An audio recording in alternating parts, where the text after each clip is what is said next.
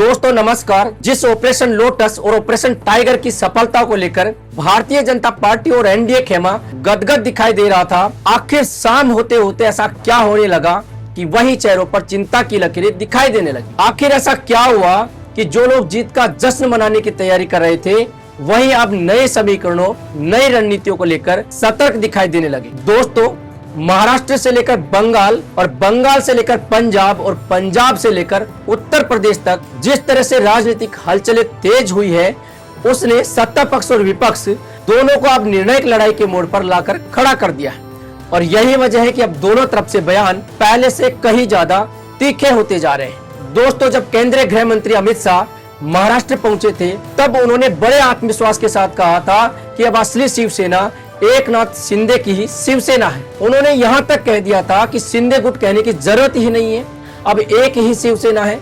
लेकिन इसके बाद पहली बार उद्धव ठाकरे ने तीखे शब्दों में जवाब दिया। उन्होंने साफ कहा कि शाह साहब, यह अच्छी तरह समझ लीजिए कि असली शिवसेना हमारी ही है। आप कुछ भी कर लीजिए, हमारा मनोबल नहीं तोड़ पाएंगे। उन्होंने यह भी कहा कि उनके पिता बाला साहेब ठाकरे की बनाई हुई शिवसेना की कांग्रेस के साथ 30 वर्षों तक राजनीतिक लड़ाई रही है, लेकिन कांग्रेस ने कभी भी पार्टी को खत्म करने या हथियाने की कोशिश नहीं की, जबकि आज वही काम भारतीय जनता पार्टी कर रही है। दोस्तों, उद्धव ठाकरे के तेवर यह संकेत दे रहे हैं कि अब वह रक्षात्मक रणनीति नहीं बल्कि आक्रामक रणनीति के मूड में दिखाई दे रहे हैं। और यही बात उनके बेटे आदित्य ठाकरे और राज ठाकरे के बयानों में दिखाई दी। दोनों नेताओं ने चेतावनी देते हुए कहा कि जो कुछ चल रहा है वह केवल राजनीतिक लड़ाई नहीं है, यह जख्म अब नासूर बनता जा रहा है। और जब जनता का आक्रोश फूटेगा तो उसका असर दूर तक दिखाई देगा। दोस्तों, इन बयानों से साफ संकेत मिल रहे हैं कि विपक्षी खेमे में अब नई रणनीति बन चुकी है, क्योंकि 22 जून का दिन बेहद महत्वपूर्ण माना जा रहा है। एक तरफ दिल्ली में बागी सांसदों की बैठक और प्रेस कॉन्फ्रेंस की चर्चा थी, तो दूसरी तरफ महाराष्ट्र में उद्धव ठाकरे ने लगातार 2 अहम बैठकें की।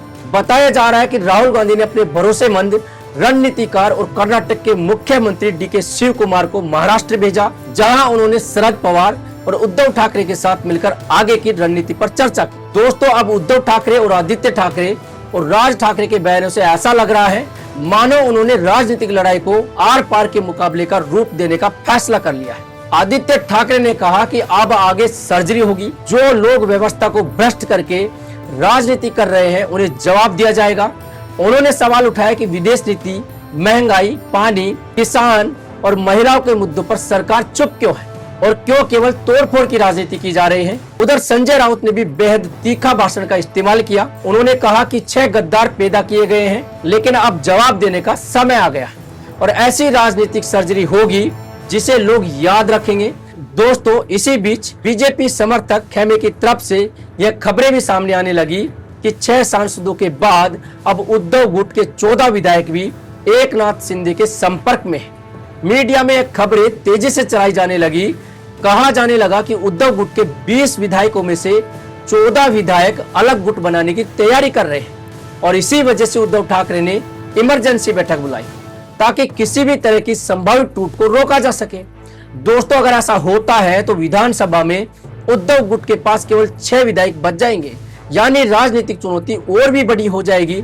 लेकिन दूसरी तरफ विपक्षी खेमे में भी हलचल तेज हो चुकी है। राहुल गांधी लगातार सक्रिय हैं, डीके शिव कुमार महाराष्ट्र में डटे हुए हैं, शरद पवार रणनीति बना रहे हैं और उद्धव ठाकरे भी अब खुलकर संघर्ष के मूड में दिखाई दे रहे हैं। इसी बीच एकनाथ शिंदे और देवेंद्र फडणवीस के बयान भी काफी चर्चा में रहे। फडणवीस ने कहा कि ऑपरेशन सफल हो चुका है, रिपोर्ट आने का इंतजार कीजिए।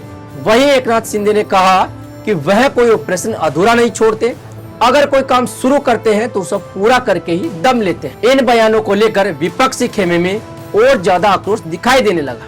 दोस्तों, उद्धव ठाकरे ने भी साफ कहा कि वह केवल अपनी छवि बचाने के लिए राजनीति में नहीं है, बल्कि वह उन लोगों को जवाब देने के लिए राजनीति में है जिन्होंने उनकी पार्टी को नुकसान पहुंचाया है।